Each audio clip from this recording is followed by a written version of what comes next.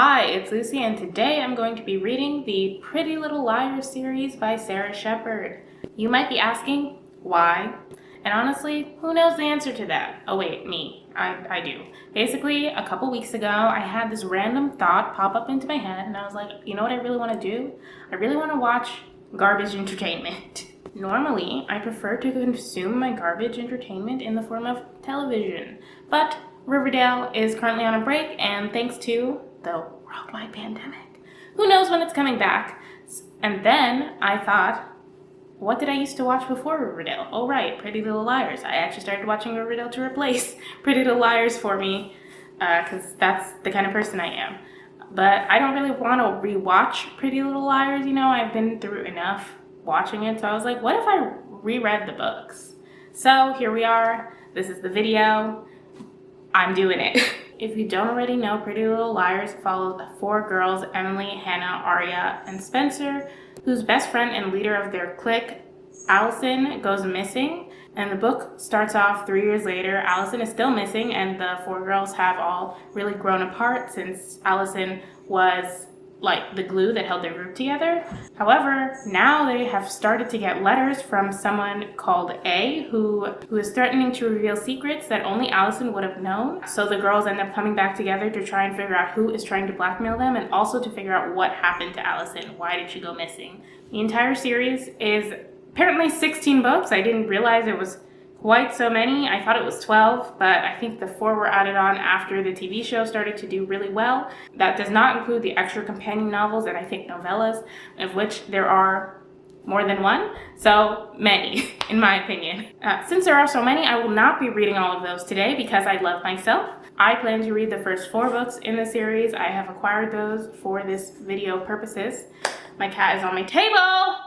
The reason I've chosen to read the first 4 books is because since the series is 16 books, it's split into 4 arcs, with each arc taking place over 4 books. So the first 4 books are the first arc in the series. And if this video does well, if I really enjoy my reading experience, I'll maybe do future videos where I continue to read the series, and like the next video will be the next 4 books and so on. Eventually, I don't know if I'm ever gonna finish the series. In fact, years ago, the first video that I did, like a series I'm not going to finish or a series I DNF video, I mentioned the Pretty Little Liars series as a series that I'm not going to finish. So we'll see if I actually finish it, but I'm definitely going to finish the first 4 books. And as you might have guessed, since I just mentioned that I did talk about this series in another video, I have actually read part of this series before. It is kind of confusing and not really convoluted, but I just read it in a weird way. Basically, when I was younger, I read the middle 4 books. Not the middle 4. Like, I didn't actually read a complete arc now that I'm thinking about it, because I ended up reading, I think, the 3rd book first, because I didn't realize it was the 3rd book.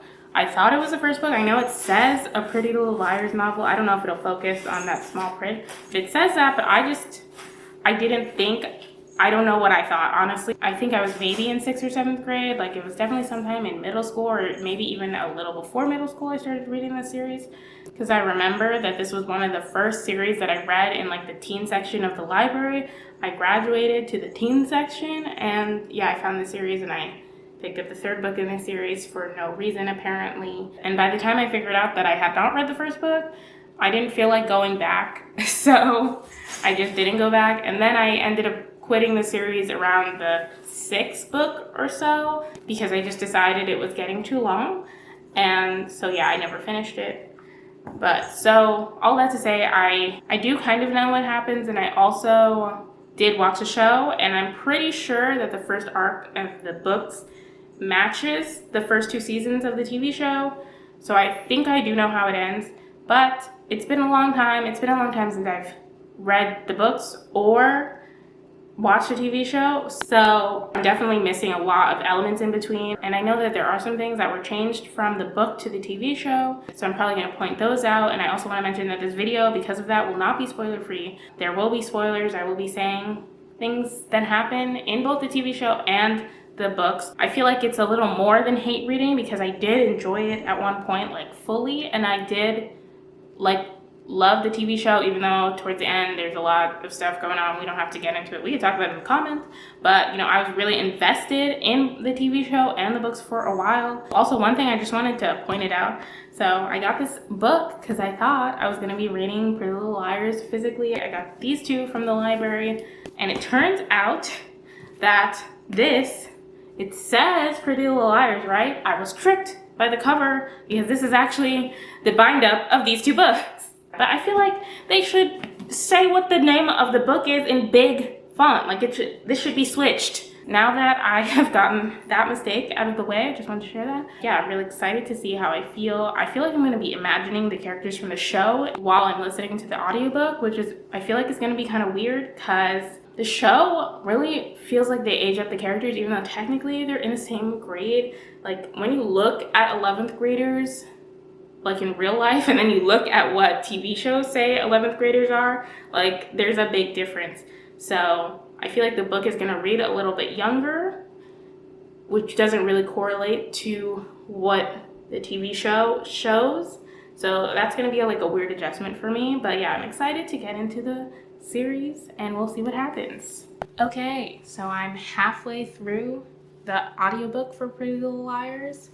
52% to be exact, and there's so much going on that I forgot about. I realized I forgot so much. I was actually taking notes. Some of the notes that I took, well, there's just so many things that I realized I forgot about the series, and the one thing that I did definitely expect was such cringy descriptions. There's so many. It's very funny, but also listening to the audiobook kind of makes it worse because the narrator is not for me. She reads the book like almost too young, it feels like. To me, she sounds like she belongs in like an animated TV show for kids. I did look up her like filmography, her background and stuff, and apparently she's done a lot of work for animes, and she has been in a couple of TV movies and stuff for kids. Like there was a Barbie one, I think, in the filmography, DC Superhero Girls, a bunch of stuff that is for kids. So I did not feel off base with my thought process. But yeah, listening to her say things like Melissa's totally tasty boyfriend, and this is a direct quote, Arya couldn't stop staring at Ezra's wolfish eyes and sumptuous pink mouth. Yeah. Those descriptions, so cringy. It's very funny, but also very awkward, weird. Along with that, I left out one, totally grope-worthy stomach muscles. So that was something that I expected going in, but some things that I forgot about that I knew were part of the series, but like I just forgot until it showed up in the book. Hannah, one of the characters, deals with bulimia. Now that I remembered about it, I know it's not dealt with well. And there's also a lot of fat shaming and fat phobia around Hannah. So if that is triggering for you, be warned about that. The thing with Hannah, she goes through one of those like glow up transformations where when she was younger, she was like chubby and like the ugly duckling. And then now in the series, she like lost some weight very unhealthily since she is dealing with bulimia, specifically binging and purging. So that's definitely there. It's not treated well at all. The characters, when Hannah was chubby, all made fun of her for it. And I think it's gonna be a bigger thing because there's already been a description of her binging and then purging. I know that's not gonna be dealt with tastefully. And the other thing that I didn't exactly forget about, because we all know about Ezria, we knew about it, but there are just so many teacher-student romances that I forgot about. So far we've got 3. We have Ezra and Arya, which we knew about, and we have Arya's dad and a student that he was cheating on Arya's mom with, which Arya knows. I know in the show Arya's mom does find out, but I don't remember when that happens or really how that ends. But in the book so far, we've seen a flashback of Arya seeing her dad with the student. And so that's a teacher-student romance. And then there's another probably thing with Spencer and Ian, whose last name I literally already forgot, but he was dating Spencer's sister Melissa around the time Allie had gone missing. Now he's back at the school 3 years later to teach lacrosse. Yeah, like he's a lacrosse coach or something. So he's the least egregious since he is the youngest, but he's still a coach and Spencer's a student. So, And I feel like that's going to be something we haven't gotten there explicitly, but there's been a lot of flirting. And also, even though Ren isn't a student, Spencer loves herself an older man, I guess. Spencer's also flirting with Melissa's current boyfriend, Ren, so there's that. Lots of older guy romances, which aren't really romances. The only one I remembered was Ezra and Arya, obviously, because the show really steamrolled that, pretended like that was fine, and everyone just got over it. But in this really makes you realize how young Arya is. So it's even worse. By this point in the story, all of the characters have gotten their letters from A, so they can start feeling like, oh, someone's watching me and everything. And one last change from the book to the show, I forgot that Emily had siblings. She has a brother and a sister in this book. I don't think she has any siblings in the show, if I'm remembering correctly, so I thought that was interesting. But I guess they must not play a huge part in the book because we kept all the other siblings in the show, which I guess there are only 2 other ones. So mystery-wise, they've all received their letters from A, and they're all like, who could it be? And I also, in the process of reading this, I remembered who it was. It's Mona. I said it was going to be spoiler. So I'm going to be continuing the series with like a key eye towards Mona to see if like there's any hints towards it as I go on in the series, to like see if it like really does come out of left field, which I felt like it did the first time, or like if it's possible for me to put the pieces together. I'm also trying to remember if somebody dies. I can't remember if anybody dies in this book. I feel like somebody dies. I think Spencer, I think Anthony, I think is his name, or Tony, something like that. Or maybe it's Andrew. Spencer's rival, the student body president, Andrew, he just seems suspicious to me. I think he's gonna die. So yeah, that's my prediction because I don't remember. But I think that's it. That's how I've been feeling the first half of this book. I'm excited to finish it.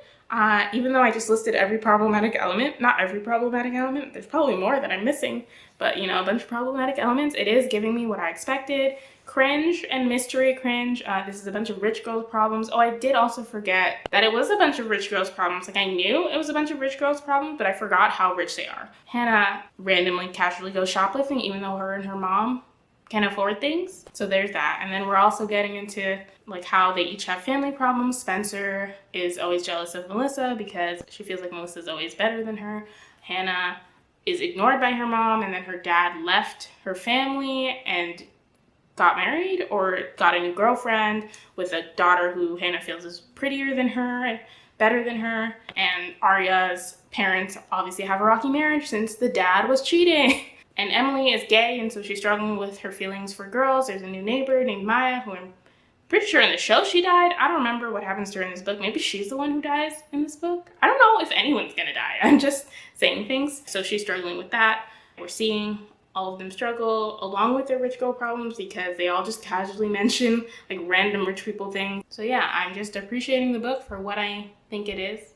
And we'll see if I guessed the mystery aspect correct on who dies. I'm not much further in. I'm now at 60%. I just wanted to pop in and be like, we have hit our first good old-fashioned dose of suburban racism. Isn't that fun? In the beginning of the book, a new family moved into Allison's old house, and they're Black. Maya is the new daughter, and Emily has a crush on her. That's what she's dealing with trying to figure out her feelings for women. And also to go with that, Emily is dealing with like being on the swim team and like not wanting to be on the swim team, not wanting to do what her family wants to do. And then she basically tells her parents, and she's like, oh, I skipped swim practice to hang out with Maya.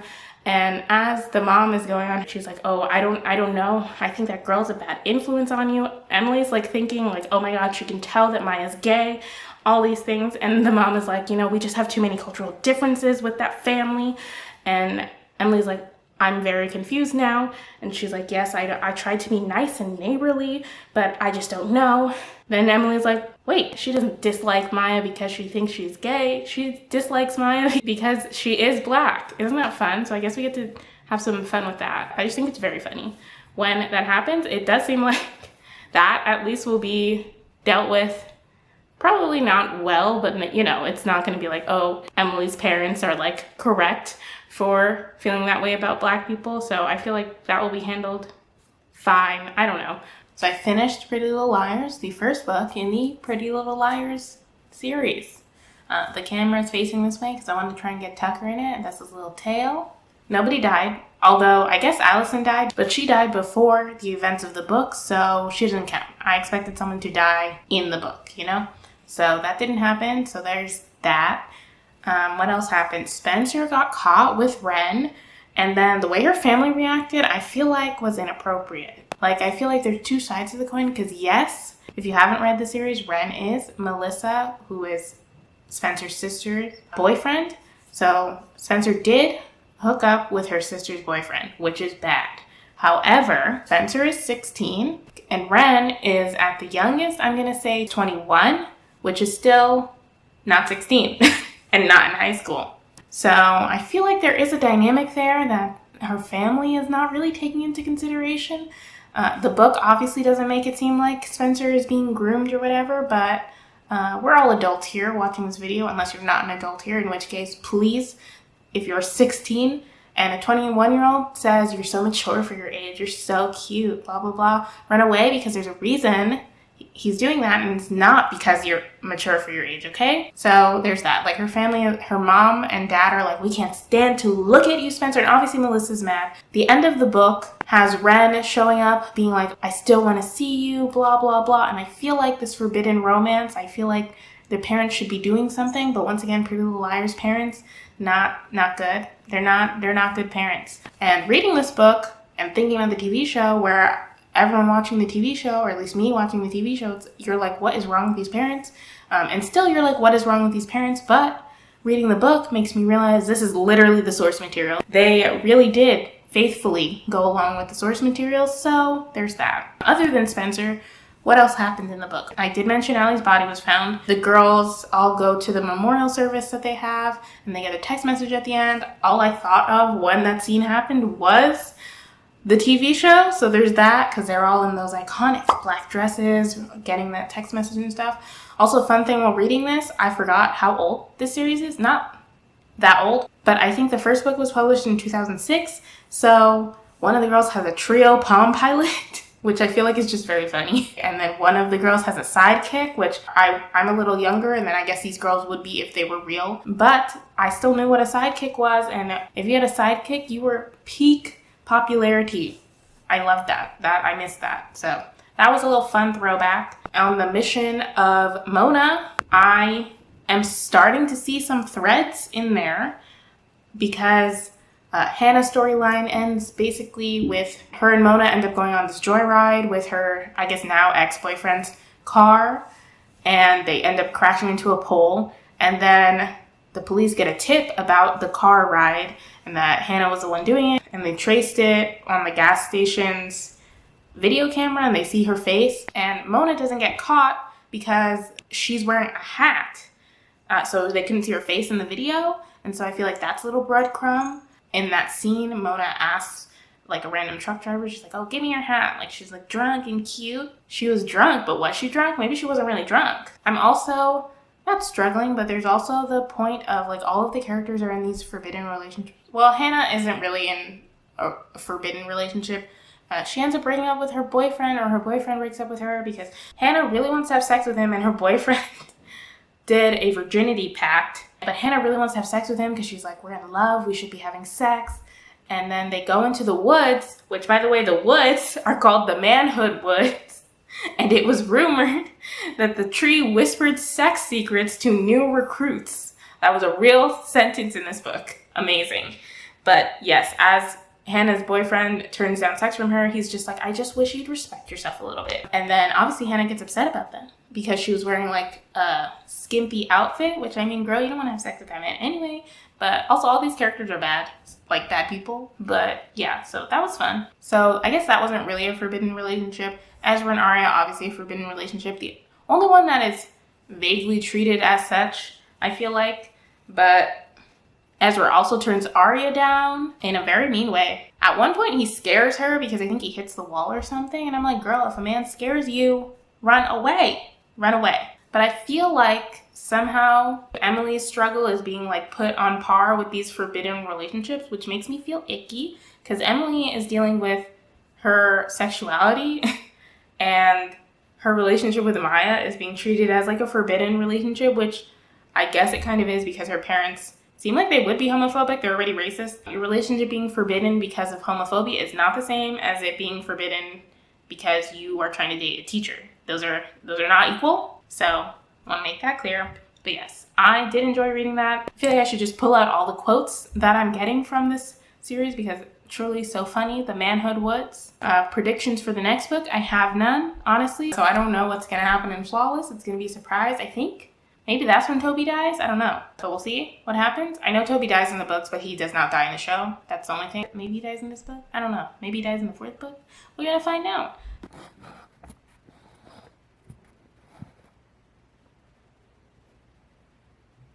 Hi. Hello. I did, in fact, finish Flawless. I'm now 50 pages into Perfect, which is the 3rd book. To sum up my thoughts on Flawless, I feel like it dragged on. I feel like the 1st book, we get into a lot of interpersonal details to like establish the characters. In this book, I feel like we have so many interpersonal details. The big things that I noticed, there was so much brand name dropping. That it was a lot in the 1st book also, but this book I just noticed it more. I guess the author is really trying to remind us that they're rich. We also get to explore the Jenna thing in this book. I believe the Jenna thing is described a little differently than it was in the TV show. In the book this time around, basically the Jenna thing is when the girls ended up blinding one of their classmates basically in order to get back at Toby, who's Jenna's stepbrother, and also Allie's neighbor. Toby scared them while they're having like a sleepover. So to get back at Toby, Allie has a bright idea to set off a firework outside of Toby's treehouse, which he has, and that's supposed to scare him and somehow exact their revenge, which does not make sense to me. I guess this is 12-year-old logic, I don't know. But it goes wrong because Allie says that she goes by the window of the clubhouse and sees Toby doing something, and it shocks her so much that she ends up dropping the firework, which sounds fake to me because how do you drop a firework in such a way that it doesn't hit you in any way, like you're not harmed? I know it says that she ran away. I didn't understand how she was holding a lit firework at all, like long enough to see anything and it not blow up. I don't know how long it takes fireworks to work, but that didn't really make sense to me. It seems like she would have had to throw it in order for it to actually blind Jenna, which it seems to have. I don't know if it's a plot hole. Maybe I don't understand fireworks, but I did notice that. This one is just kind of funny. Since Spencer is still on her way to stealing her sister's man, she ends up losing her virginity to Ren, Melissa's ex-boyfriend, and the sex lasted an hour and a half. That's believable. A 16-year-old and a 21-year-old.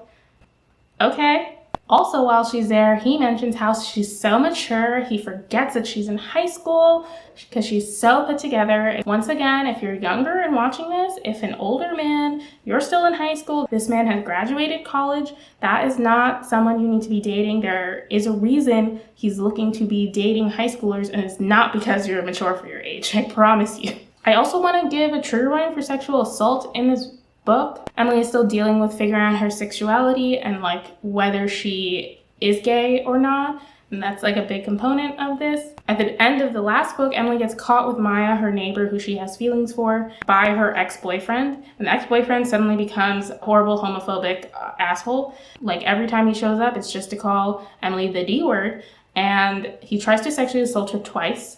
But yeah, I want to put that warning out there. Another thing is that Hannah gets dumped by her ex-boyfriend, like I said, because of the slut-shaming thing. But also, Hannah is showing homophobic tendencies here, which was, I guess, accepted, but like not accepted. Basically, because Hannah's ex doesn't want to have sex with her, she's like, I think he must be gay. Like every time she mentions that he doesn't want to have sex with her, she's like, it must be because he's gay. So that's not cool. And the whole mystery element of the story, I thought, was still interesting. I felt like we have this whole thread with Toby because of what happened with the Jenna thing. He ended up seeing Allie with the firework, and so Allie ends up threatening him because the thing that she saw that Toby did that supposedly spooked her so much, Toby was touching Jenna, who was his stepsister. Obviously, that's bad. So Allie was threatening Toby with that, and Toby ended up taking the blame for the Jenna thing. And so Toby comes back in this book, and basically all the girls end up thinking that Toby is A, and it culminates in this thing with Emily because Emily gets closer to Toby before she figures out that she thinks Toby is A. It ends with her taking Toby to the charity event,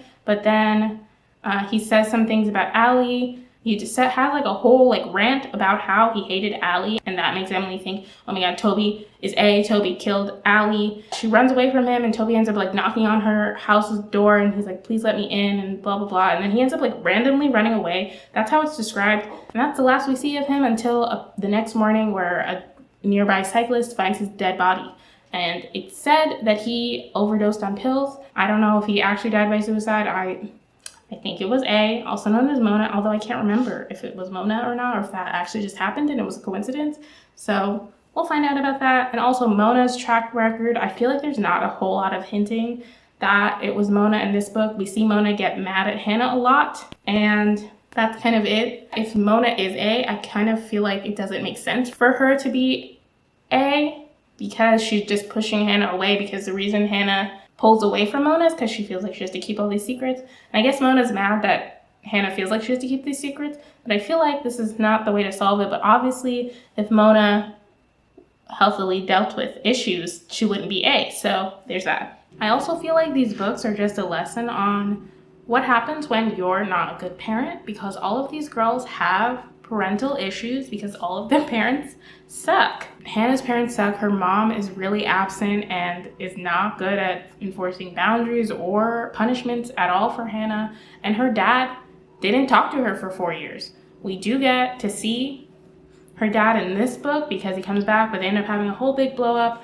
and he doesn't take it well that he was a shitty dad. Her mom also slept with the police officer who nearly arrested Hannah after Hannah stole from a store. So that's great parenting. Arya's mom seems mostly okay, except at the end of this book, I didn't really like her, but her dad is cheating on her mom. Love that. Emily's parents actually seem okay, other than her mom's racism. Prior to the events of this book, her parents seemed to be okay, except that Emily felt a lot of pressure, so there's that. But they seem the most normal, even though they have that racist aspect to them now. So, and Spencer's parents also sucked. There was, I guess, when Spencer went after Melissa's boyfriend, I guess her parents did take Melissa's side. And I do think that they failed because they should have gotten Spencer therapy immediately after that. She does start going to therapy in this book, so that's good. Hopefully, I don't know how therapy is going to be portrayed in this story, but that is good. But it did take a month. I'm still in the middle of Perfect, and basically the girls have to talk to the police, or this one policeman, the guy that Hannah's mom slept with, and he's asking her questions, and it also happens to be the night of Hannah and Mona's friend-iversary. But yeah, so Hannah is late, and then Mona calls her, and it's like, where are you? And Hannah's like, I'm gonna be late, and you can hear like Emily or someone in the background, and Mona's like, are you with your old friends? And Hannah's like, oh, well, they were here when I got here. And then Mona doesn't give Hannah a chance to explain, and then the police officer takes Hannah's phone. She literally said, I have something to do, and he's like, this is more important than your social life. That's very fucking rude, okay? First of all. Second of all, this clearly sets off the next events of A, which I feel like now reading it, knowing that Mona's A, Mona gets really upset, and then the phone gets hung up on her because the police officer takes Hannah's phone.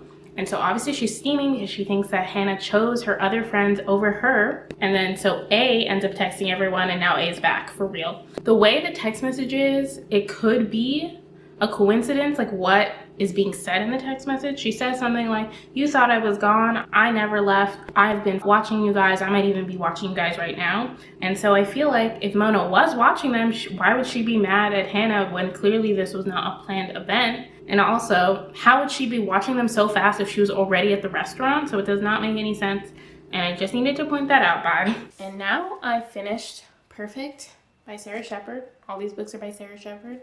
I have less notes for this book. This one actually ended on a cliffhanger.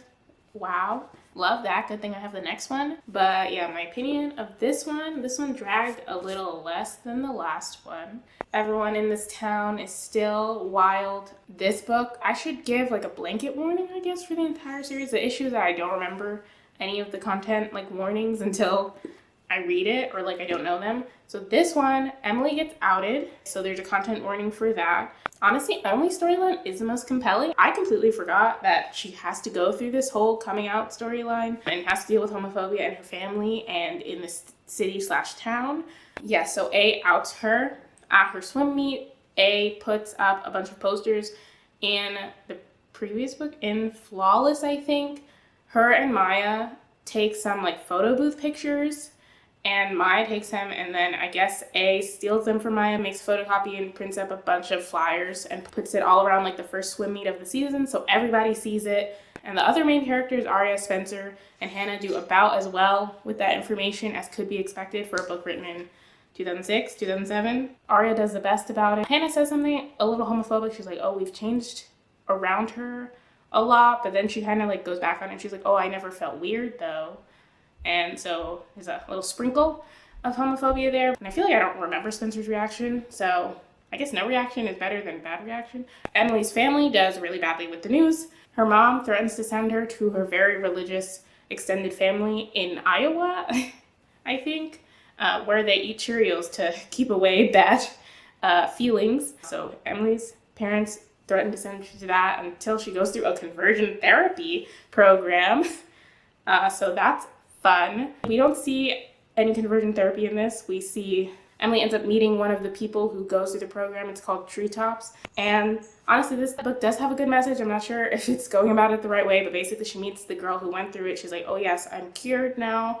You know, Emily asked to meet the girl and her ex-girlfriend because she was like, oh, I'm still like friends with her, but like we aren't dating or anything.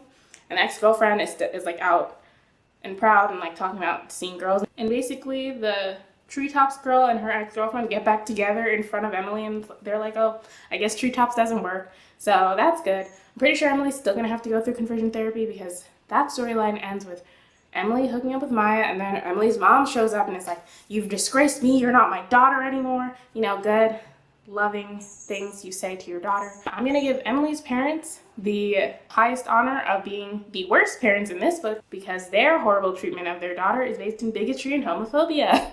Fun. Some other stuff happens with the other characters. Arya's mom kicks her out of the house, and Arya goes to live with her new boyfriend, Sean, who they break up by the end of this episode. And also Ezra gets arrested because she hooks up with Ezra, and then I guess A sent Arya's boyfriend, whose name literally escapes me. It's Sean, I think. A sent Sean a picture, I think, or like notification, I don't remember, saying that Ezra was hooking up with Arya or something like that. He finds out, he calls the cops, Ezra gets arrested in no realistic way that makes any sense. And then Arya breaks up with Sean, and then she's homeless because her mom won't pick up the phone. That's fun. So yeah, Arya's mom gets place number 2 for worst parent because who kicks out their daughter? Also, Arya's dad, honorary place number 2 because it's his fault. They're all in this position anyway. Spencer, like I mentioned, I wish I had filmed that. Tucker just almost scaled the window. Like he was so close to getting to the top of the window. Spencer starts getting weird flashbacks because she goes to therapy and the therapist hypnotizes her in another way that is not realistic in any way. I'm not here to argue whether hypnosis is a thing or not because I honestly don't know too much about it, but I do know how they did it is not how it works. So that happened and she has these flashbacks and she thinks she killed Allie, and she also pushed her sister down the stairs because she gets caught for plagiarizing her sister's essay, which also gets nominated for a very big award.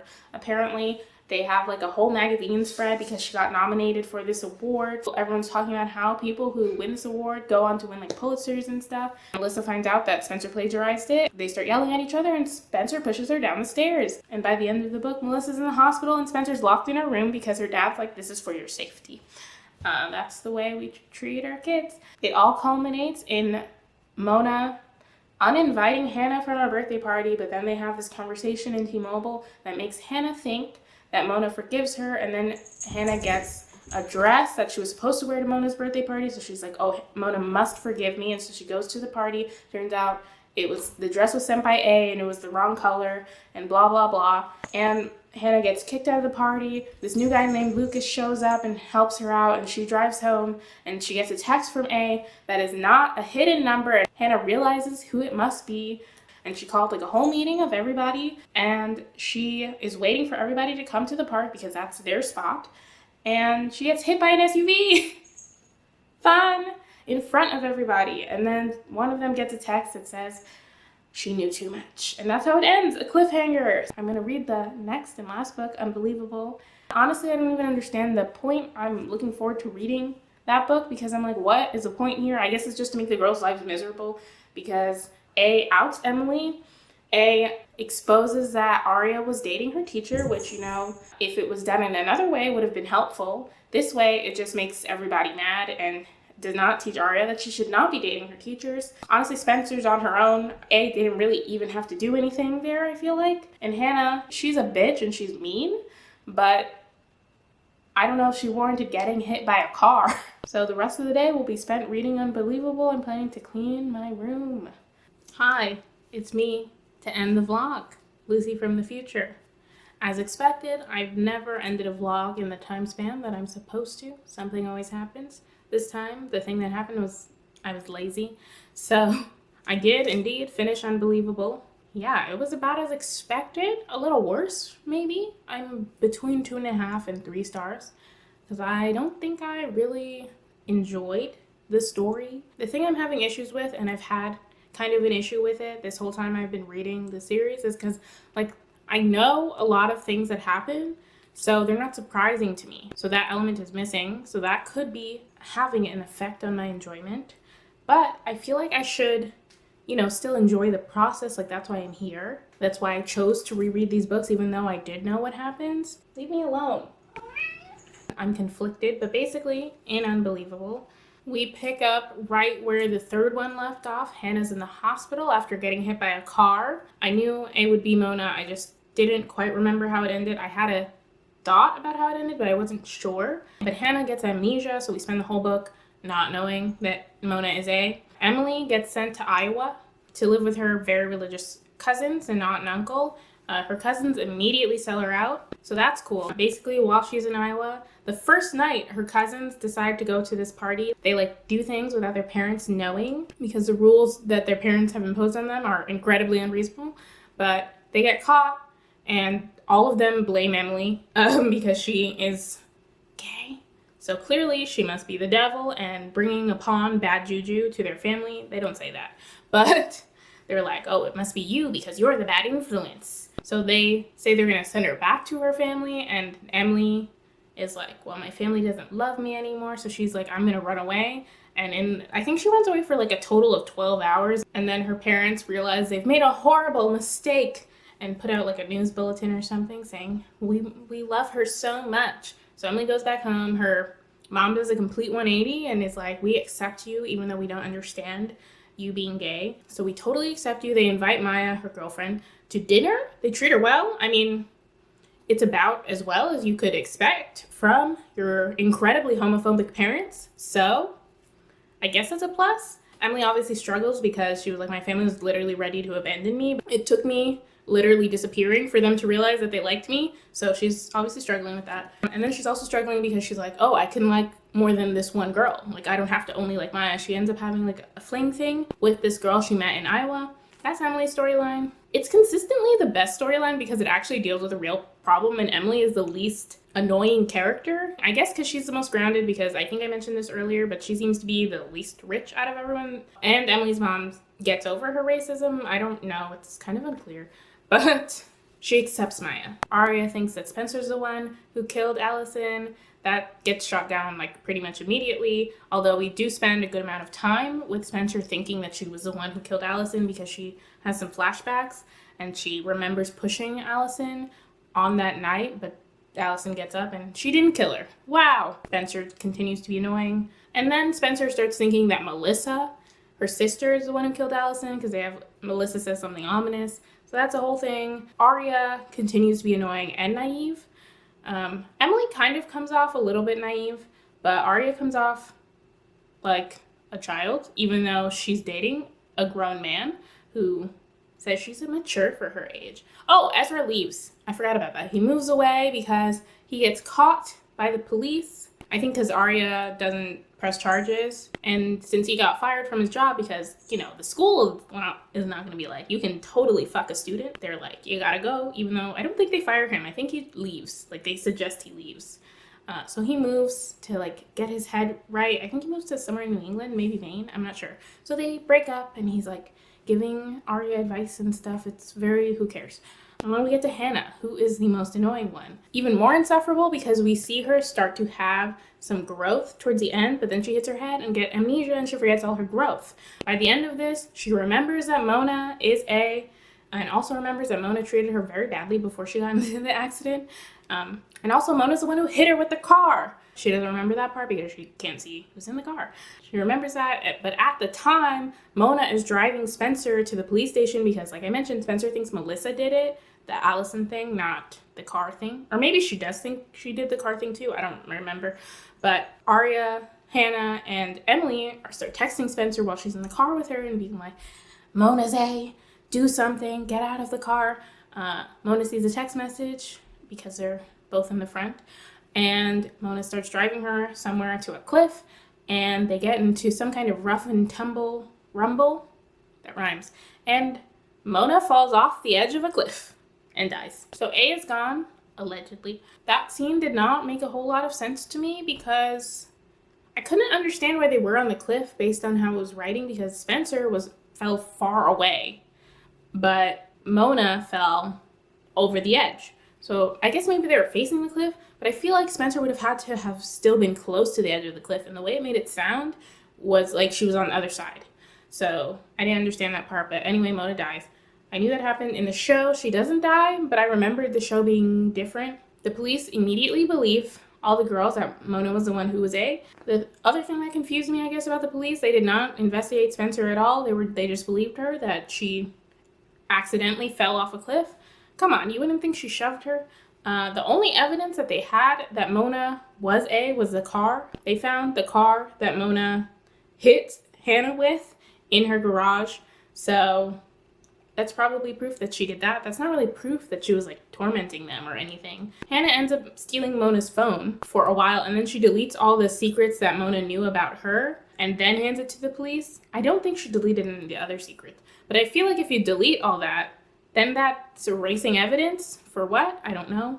And the other thing of proof was that Mona said that she knew all their secrets because Allie kept a diary, and she found Allie's diary when Maya moved into Allie's house and they threw out all her stuff. So she found the diary in the garbage. The thing that I was missing from the story was, good writing, good characters, but also like mystery-wise, that felt like not an explanation of why Mona was doing that.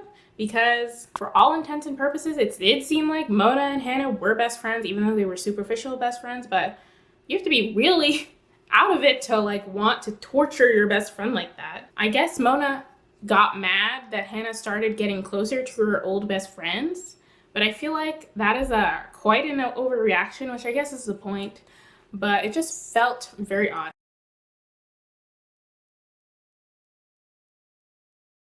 And also the way Hannah gets over it, Hannah is terrible. She seems very not sad that her best friend died. And also, she doesn't seem to process that she was torturing her at all. She kind of sits with it for a chapter, and then she's like, I'm gonna be the best bitch in school. Forget Mona, it's only me now. It ends. I don't remember where they are, but Emily sees someone who looks like it could be Allie in a car, but the car goes too fast, so she's not sure. So that's I guess our next hint for the next arc. Nobody had good emotions, the character development was not there. I feel like nobody, so it just felt so weird to read. And also I realized why the show, the show doesn't work towards the end, but why the show works. This book name drops so much. There's just so many instances of someone being like, oh, I picked up my Chanel purse and tightened my Gucci belt and then walked away in my Jimmy Choos and opened my door fashioned by the god of doors. I don't know. There's so much of that. I feel like this book could be cut in half without all of that freaking name dropping. It gets very repetitive and also very annoying, and it also goes to exemplify how superficial these girls are and having to listen to their inner thoughts. You can see all their shitty thoughts. They're not very empathetic towards other people. They're mostly concerned with themselves. They're incredibly selfish. So it just makes it really hard to read and feel bad for them, which I feel is supposed to be crossed with how awful the things are happening with them so that you still feel bad for them, because these girls are so awful. Their parents suck. Everybody sucks. But in the show, you don't have to hear all their inner thoughts. So you can feel more for them. But in this format is just so much. So yeah, that was my concluding thoughts. It's just too much. Am I going to continue on to the next arc? I probably will, not for a while, but I probably will because I didn't finish that arc. I don't really remember what happens in the show at that point. So I don't know how the next arc ends. I'm pretty sure Maya dies at some point, but that's the only thing I feel like I remember. So I kind of want to see how that ends. I do know how the series concludes because way back when I was watching the TV show, I wanted to see, so I did spoil myself. But I don't know all the details, and like I said, I don't know how the arc ends. So I probably will read the next book, which the title of which I can't remember, but the cover is right here. I don't know if I'll vlog it. If you want me to vlog it, I will. Let me know in the comments. If you enjoyed this ride, didn't enjoy this ride, are you gonna read Pretty Little Liars next? I don't really recommend it. And that's it for this video. Thank you so much for watching. I'll see you in my next video. Bye.